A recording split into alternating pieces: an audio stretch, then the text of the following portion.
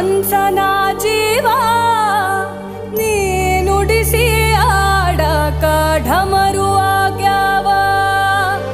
ಯಾಕ ಶಿವಲಿಂಗ ನಡೆಸುತ್ತಿ ಹಿಂಗ, ಏನೇನೂ ಇಲ್ಲಯ್ಯ ನಮ್ಮ ಕೈಯಾಗ. ಎಡವಿಸಿ ತಾಳ ಉರುಳಿಸಿ ದಾಳ ನಡೆಸಿದಿ ಬಾ